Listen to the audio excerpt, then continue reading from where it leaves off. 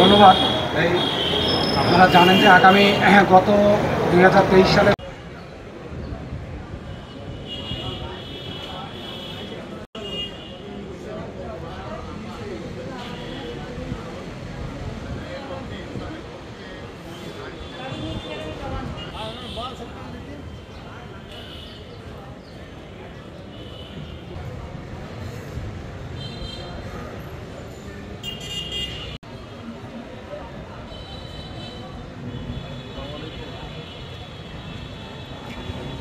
ট্রাইব্যুনালে আমরা একটা মামলা দাখিল করেছি।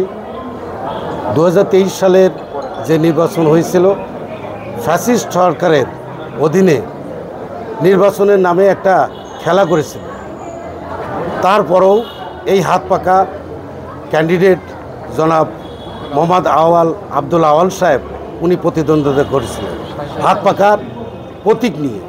সেখানে প্রতিটা কেন্দ্রে তার যে সমস্ত এজেন্ট ছিল, পোলিং এজেন্ট এবং যে সমস্ত লোকজন ছিল, তাদেরকে মেরে তাড়িয়ে সেখান থেকে জখম করে তাড়িয়ে দিয়েছে।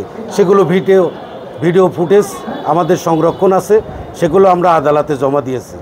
এবং যে সমস্ত জায়গায় একটুখানি মানে হস্তক্ষেপ করতে পারে নাই, সেই সমস্ত জায়গায় হাত পাকা বিপুল পরিমাণের ভোট প্রাপ্ত হয়েছিলেন সেদিন। এবং এমন কিছু কিছু কেন্দ্রে হাত পাকা যেখানে ভোট পেয়েছে সেখানে অটোমেটিক্যালি সেখানে নৌকা মার্কার প্রতীকের সেগুলো ভোট কাস্ট হিসাবে গণনা করছেন। এই জন্য আমরা আজকের খুলনার নির্বাচনী ট্রাইব্যুনাল আদালত এবং যেটা যুগ্ম জেলা জজ আদালত 1 নম্বর আদালতে আমরা এই মামলাটা দাখিল করেছি। আমরা আশা করি যে এই যে 2023 সালের যে নির্বাচন, যে কারচুপি, ভয়াবহ কারচুপি দিয়ে, এবং আমাদেরকে শুধু তাই না, আমাদেরকে বিতাড়িত করেছিল এলাকা থেকে ভয়ভীতি দিয়ে। আমাদের বিলম্বের কারণ হচ্ছে আমাদের সেদিন নির্বাচন করার পর যে সমস্ত ফলাফল প্রকাশ করেছিল, এরপরে আমাদেরকে রাতের অন্ধকারে ভয়ভীতি দেখিয়ে আমাদের এলাকা থেকে তাড়িয়ে দিয়েছিল। যার কারণে আমরা আজকে নির্বাচন করতে মামলা করতে যত সময় আদালতে উপস্থিত হতে পারে নাই। পরবর্তীতে যখন এই দেশে আবার আমরা আন্দোলন করে নতুন করে আমরা এই তত্ত্বাবধায়ক সরকার, অন্তর্বর্তীকালীন সরকার যখন আসলো, তখন আমরা আবার ফিরে এসে আমরা এই গ্রাউন্ড দিয়ে আমরা আজকে নতুন করে মামলা করেছি। আমরা মামলা দাখিল করেছি এটা শুনানির জন্য, আমাদের তামাদি বিষয়ে এবং গ্রহণ বিষয়ে শুনানির জন্য নেক্সট তারিখ ধার্য করেছে। সেই তারিখটা এখনও আমরা পাই নাই, পরবর্তীতে তারিখ পেলে আপনাদেরকে জানানো হবে।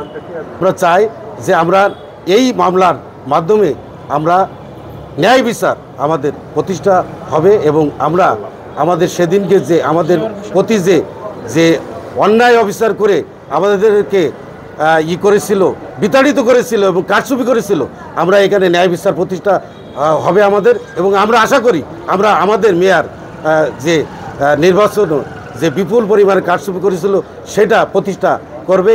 এই আদালত থেকে আমরা তার পক্ষে রায় আমরা পাবো ইনশাআল্লাহ।